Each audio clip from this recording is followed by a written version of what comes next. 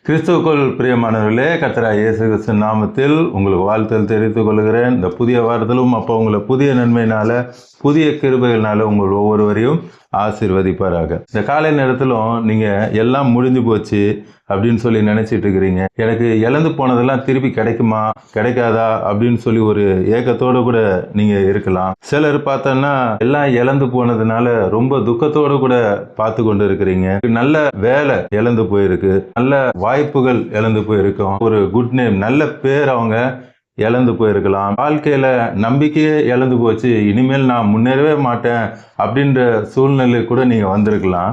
இன்று அப்பா உங்களுக்கு ஒரு அருமையான வார்த்தை சொல்றாங்க. ஆதியாகமம் 40ஆம் அதிகாரம் 13ஆம் வசனம். Genesis 40 chapter verse 13. உன்னை மறுபடியும் உன் நிலையிலே நிறுத்துவார். இந்த காலை நேரத்தில் அப்பா சொல்றாங்க, உங்களை மறுபடியும் உங்க நிலையிலேயே நான் நிறுத்துவேன் என்று அப்பா சொல்றாங்க. நீங்க என்னெல்லாம் இழந்து போனீங்களோ எல்லாவற்றையும் அப்பா திரும்ப கொடுப்பாங்க. அப்பா உங்களை உயர்த்துகிற தேவனாக இருக்கிறாங்க. உங்களை நிச்சயமாக அப்பா உயர்த்துவாங்க. கடைசியில நான் உங்க எல்லாருக்காக ஜெபிப்பேன். ஏசப்பா பார்க்குற எல்லாருக்கும் அற்புதத்தை செய்வாங்க. சரி, இப்பொழுது நம்ம அப்பாவோட வார்த்தைக்குள்ள போகலாம். சங்கீதம் 75ஆம் அதிகாரம் 7வது வசனம். சாம் 75 சாப்டர் verse 7. தேவனே நியாயாதிபதி, ஒருவனை தாழ்த்தி ஒருவனை உயர்த்துகிறார். அப்பாதான் நியாயாதிபதி, ஒருவனை தாழ்த்தி ஒருவனை உயர்த்துவேன் என்று சொல்றாங்க. இந்த காலை நேரத்தில் அதனால தான் அப்பா சொல்றாங்க, நீங்க ஏன் தாழ்ந்து போயிட்டேன்னு கவலைப்பட்டுட்டு இருக்கிறீங்க, நான் உங்களை உயர்த்த போகிறேன். ஏன் எல்லாவற்றையும் இழந்து போச்சுன்னு சொல்லி அதே நினைச்சு ஏன் சோகமா இருக்கீங்க? நல்ல வாய்ப்பு போயிடுச்சு திருப்பி வராதுன்னு நினைக்கிறீங்களா? அப்பா உங்களுக்கு நல்ல வாய்ப்பை நிச்சயமா தருவாங்க. என்னெல்லாம் இழந்தீங்களோ நான் எல்லாவற்றையும் திருப்பி தருவேன் என்று சொல்றாரு. 1 சாமுவேல் 30ஆம் அதிகாரத்தில் பார்த்தோன்னா தாவீது எல்லாம் இழந்து போயிட்டாரு. அப்பா எல்லாவற்றையும் ஒன்று விடாம திருப்பி தாவீதுக்கு கொடுத்து மீண்டுமாய் தாவீதை அப்பா அபிரதமாக ஆசீர்வதித்தாங்க. அதே போல உங்களுக்கும் ஆசீர்வாதத்தை கொடுக்க, உங்களை மீண்டும் உயர்த்த அப்பா வல்லமையுடைய தேவனாக இருக்கிறாங்க. யோபு 5ஆம் அதிகாரம் 10ஆம் வசனத்துல, ஜோப் 5th சாப்டர் verse 10ல, தாழ்ந்தவர்களை உயரத்தில் வைத்து, நீங்க தாழ்ந்து இருக்கிறேன்னு சொல்லி ரொம்ப வேதனையோட பார்த்துட்டு இருக்கிறீங்க. உங்களுக்கு தான் அப்பா சொல்றான், நீங்க தாழ்ந்து இருக்கிறேன்னு நினைக்கிறீங்களே, அதுதான் அப்பாவுக்கு வேணும். தன்னை தான் தாழ்த்துக்கிறவனை தான் அப்பா என்ன பண்ணுவாங்க? உயர்த்துவாங்க. நீங்க ஒன்றும் இல்லைன்னு தாழ்த்துறீங்க பாருங்க, உங்களை தான் அப்பா உயர்த்துவாங்க. பாருங்க, தாழ்ந்தவர்களை உயரத்தில் அப்பா வைப்பாங்க, வைத்து துக்கிக்கிறவர்களை ரட்சித்து உயர்த்துகிறார். இன்னைக்கு எந்த காரியத்துல நீங்க துக்கமா இருக்கிறீங்களோ அப்பா உயர்த்துகிறது மாற்றமல்ல, ரட்சிப்பையும் தருகிறார். நித்திய ஜீவனை பரலோகத்தையும் அப்பா உங்களுக்கு தருவாங்க. சங்கீதம் 3ஆம் அதிகாரம் 3வது வசனத்துல, சாம்ஸ் 3:3ல, ஆனாலும் கர்த்தாவே நீர் என் கேடகமும் என் மகிமையும் என் தலையை உயர்த்துகிறவருமா இருக்கிறீர். இந்த உலகத்துல யாரும் உயர்த்த மாட்டாங்க, அப்பா மட்டும்தான் உங்களை உயர்த்துகிற தேவனா இருக்கிறாங்க. எல்லா சூழ்நிலைகளிலும் அப்பா உங்களை உயர்த்துகிற தேவனாக இருக்கிறாங்க. அதே சங்கீதத்துல 113ஆம் அதிகாரம் 7வது வசனத்துல 113 verse 7ல, அவர் சிறியவனை புழுதியிலிருந்து தூக்கி விடுகிறார். அப்பா நீங்க நினைக்கிறீங்க நான் சின்னவனா இருக்கிறேன், எனக்கு இன்னும் ஆசீர்வாதம் வரலையே அப்படி சொல்லி நீங்க நினைத்து கொண்டு இருக்கலாம். அப்பா உங்களுக்கு தான் சொல்றாங்க, நான் உங்களை லிஃப்ட் பண்ண போறேன். என்னை யாராவது வாழ்க்கையில தூக்கி விட மாட்டாங்களா அப்படின்னு சொல்லி ஒரு ஏக்கத்தோடு கூட பார்த்து கொண்டு இருக்கிறீங்க. அப்பா உங்களுக்கு தான் சொல்றாங்க, நான் உங்களை தூக்கி விட போகிறேன். எந்தெந்த காரியத்துல என்னை லிஃப்ட் பண்ண ஆள் இல்லைன்னு சொல்லி ஒரு ஏக்கத்தோடு கூட இருக்கிறீங்களோ, அப்பா இந்த காலை நேரத்தில் உங்களுக்கு ஒரு அருமையான வாக்குத்தத்தம் கொடுக்கிறார். நான் உங்களை தூக்கி விட போகிறேன், லிஃப்ட் பண்ண போறாரு. எளியவனை குப்பையிலிருந்து உயர்த்துகிறார். மீண்டும் மீண்டும் அப்பா சொல்றாங்க, நான் உங்களை உயர்த்த போகிறேன், நிச்சயமாக நான் உங்களை உயர்த்த போகிறேன். இன்னைக்கு நம்ம என்ன வாக்குத்தத்தம் பார்த்தோம்? ஆதியாகமம் 40ஆம் அதிகாரம் 13ஆம் வசனம் 40:13ல, உன்னை மறுபடியும் உன் நிலையில நிறுத்துவேன் என்று சொல்லி அப்பா வாக்கு கொடுத்தாங்க. இதை யாருக்கு கொடுத்தாங்க? அங்க ஒரு பான பாத்திரக்காரன் சிறைச்சாலையில இருந்தான். அந்த சிறைச்சாலையில யார் இருந்தது? யோசேப்பு இருந்தார். அவன் கண்ட அந்த சொப்பனத்திற்கு யோசேப்பு அதற்கான அர்த்தத்தை விளக்கி சொல்லும் பொழுது தான் இந்த வார்த்தையை சொல்கிறாரு.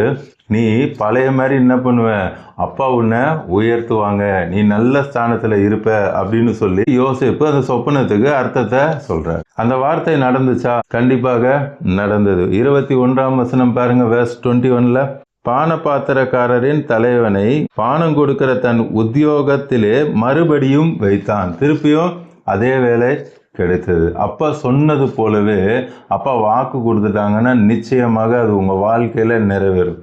அதை யாராலும் என்ன பண்ண முடியாது, தடை செய்யவே முடியாது. நிச்சயமாக அப்பா உங்களை உயர்த்துவாங்க. இங்கே யோசேப்பு இவ்வளோ சொப்பனங்களுக்கெல்லாம் தரிசனங்களுக்கெல்லாம் கரெக்டாக சொல்கிறாரு.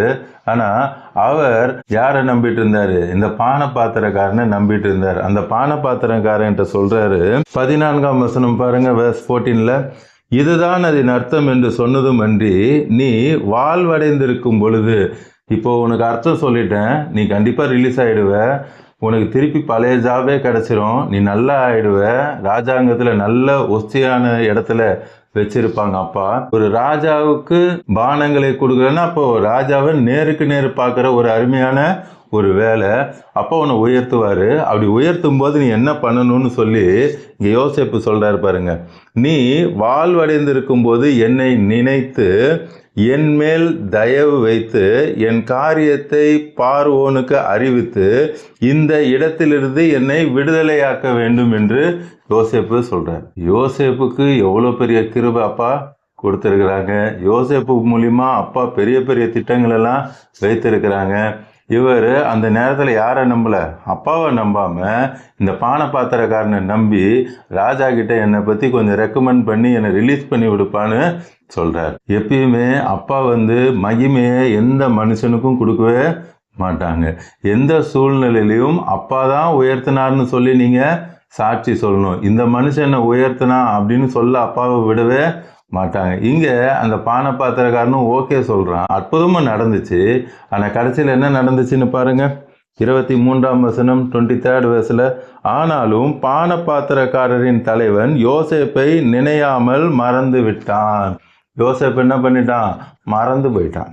அதனால தான் சொல்கிறேன், அப்பா மட்டும்தான் உங்களை உயர்த்த முடியும். நீங்கள் நினைக்கலாம் அண்ணன் உயர்த்துவாங்க, தம்பி உயர்த்துவாங்க, அக்கா உயர்த்துவாங்க, தங்கை உயர்த்துவாங்க, அப்பா அம்மா உயர்த்துவாங்க, மாமா மாமியார் உயர்த்துவாங்க, சொந்தக்காரங்க உயர்த்துவாங்க, எனக்கு மேனேஜர் நல்ல ஃபிட்டு அவர் உயர்த்துவார், மனைவி உயர்த்துவாங்க, கணவர் உயர்த்துவாங்க, எனக்கு எம்எல்ஏ தெரியும், எனக்கு எம்பி தெரியும், எனக்கு கவுன்சிலர் தெரியும், அவங்க எனக்கு சிபாரிசு பண்ணுவாங்க இப்படின்னு நினச்சிருந்தீங்கன்னா இன்று முதல்ல எல்லாவற்றையும் மறந்துடுங்க. யாரும் உங்களுக்கு சப்போர்ட் பண்ணவே மாட்டாங்க. ஏசப்பா மட்டும்தான் உங்களுக்கு சப்போர்ட் பண்ணுவாங்க. அந்த பானபாத்திரக்காரன் மறந்து போயிட்டான். ஆனால் ஏசப்பா மறக்கலை.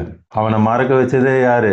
ஏசப்பா தான் மறக்க வச்சாங்க. ஏன்னா மகிமை எப்பயுமே ஏசப்பாவுக்கு தான். ஆபிரகாம் சொல்லுவார் ராஜா கிட்ட, நீ எனக்கு கொடுக்குற ஒன்று வேணாம், என் செருப்போட வாறுப்பட்டையை கூட நீ கொடுத்ததா சொல்லக்கூடாது, என் அப்பா கொடுத்ததா தான் இருக்கணும் அப்படின்னு சொல்லி ஆபிரகாம் சொல்லுவார். இங்கேயும் அதே போல தான் உங்களை உயர்த்துகிறது அப்பா தான். எந்த மனுஷனும் உங்களை உயர்த்தவே மாட்டாங்க, உயர்த்தவும் முடியாது. இந்த காலை நேரத்தில் அப்பா சொல்கிறாங்க, நானே உங்களை எல்லாவற்றிலும் உயர்த்துவேன் என்று சொல்கிறாங்க. அதே பானபாத்திரக்காரன் 2 வருஷம் கழித்து அப்பா பானபாத்திரக்காரன் ஞாபகப்படுத்தி ராஜாட்ட பேசி அந்த சமஸ்த எகிப்துக்கும் யோசேப்பை அப்பா பிரதம மந்திரியாக மாற்றினார். நீங்கள் சின்ன சின்ன ஆசீர்வாதம் கேட்டுட்ருக்கீங்க, அப்பா உங்களை பிரதம மந்திரியாக பெஸ்ட்டாக உயர்த்தணும்னு சொல்லி நினைத்து கொண்டு இருக்கிறாங்க. இந்த காலை நேரத்திலும் பார்த்து கொண்டு இருக்கிற எல்லாரையும் அப்பா உயர்த்த போகிறாங்க. உயர்ந்த அடைக்கலத்தில் வைத்து உங்களை ஆசீர்வதிக்க போகிறாங்க. இன்றும் புதுசாக பார்க்குறவங்க ஏசப்பாவை ஏற்றுக்கொள்ளாமல் இருந்தீங்கன்னா உள்ளத்தின் ஆழத்திலிருந்து அப்பா எனக்கு நீங்கள் தான் வேணும், என் இருதயத்துக்குள்ளே வாங்கன்னு சொல்லி கூப்பிட்டீங்கன்னா உங்கள் இருதயத்துக்குள்ளே இப்போ ஏசப்பா வந்துடுவாங்க. இப்பொழுதும் கண்களை மூடி கல்வாரி சிலுவையை பார்க்கலாமா? அன்பின் பரலோக தகப்பனே, இந்த காலை நேரத்தில் உங்களுடைய பிள்ளைகளோடு கூட பேசுனீங்கப்பா. நான் என் பிள்ளைகளை உயர்த்த போகிறேன் என்று சொல்லி அருமையான வாக்குத்தத்தத்தை கொடுத்திருக்கிறீர். நீர் சொன்னது போலவே இன்று உம்முடைய பிள்ளைகளை உயர்த்த போகிறீர். அவர்களை எட்டாத உயரமான கண்மலையில் வைத்து நீர் அழகு பார்க்க போகிறதுக்காக சொத்தரும். அவர்களுக்கு இருக்கிற எல்லா தடைகள், எல்லா போராட்டங்கள், எல்லா வியாதிகள், வறுமை எல்லாவற்றையும் எடுத்து போட்டு இப்பொழுதே நீர் ஆசீர்வதிக்கிறீரப்பா.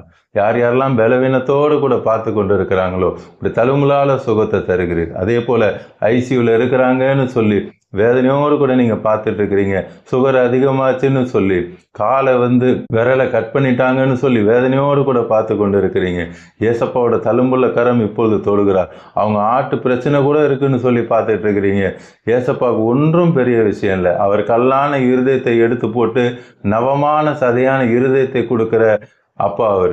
இப்பொழுதே அப்பாவோட தழும்புள்ள கரம் அவர்களை தொடுகிறார். இன்னும் யார் யாரெல்லாம் ஐசியூவில் இருக்காங்களோ எல்லாருக்கும் ஏசப்பா அற்புதத்தை செய்கிறாங்க. உங்களுடைய கண்ணீருக்கு பதில் உண்டு. உங்கள் சொந்தக்காரங்களுக்காக ஜெபிக்கிறீங்க, உங்கள் ஃப்ரெண்ட்ஸுக்காக ஜெபிக்கிறீங்க. ஏசப்பா எப்படியாவது சுகம் கொடுங்கன்னு சொல்லி பார்த்து கொண்டு இருக்கிறீங்க. இப்பொழுது அப்பாவுடைய உயிர்த்தெழுதின் வல்லமே அவர்கள் மேல் இறங்கி தெய்வீக சுகத்தை கட்டளிடுகிறதற்காக நன்றி. உங்களுடைய ஜீவன் அவர்களுக்குள்ள இறங்குகிறதற்காக நன்றி. உங்களுடைய தழும்புலால் இப்பொழுதே நீர் அற்புதத்தை செய்கிறதற்காக, இயற்கைக்கு மேற்பட்ட அற்புதங்கள் இப்பொழுதே நடந்து கொண்டிருக்கிறதுக்காக, உங்களுடைய கிரியேட்டிவ் மிரக்கல் இப்பொழுதே இறங்குகிறதற்காக நன்றி அப்பா. இல்லாத உறுப்புகள் இப்பொழுதே உண்டாகிறதற்காக நன்றி தகப்பனே. இப்பொழுதும் அப்பா உங்களுடைய தழும்புள்ள கரம் பிள்ளை இல்லாதவர்களுடைய கர்ப்பத்தை தொட்டு ஆசீர்வதிக்கிறேன். குழந்தையை வைத்து நீர் ஆசீர்வதிக்கிறதுக்காக நன்றி தகப்பனே. திருமணம் ஆகாதவர்களுக்கும் ஏற்ற துணியை உண்டாக்கி தருகிறதுக்காக நன்றி. பிஸ்னஸ் செய்கிறவர்களையும் பிஸ்னஸை ஆசீர்வதிக்கிறீர். பிஸ்னஸை உயர்த்த போகிறீரப்பா.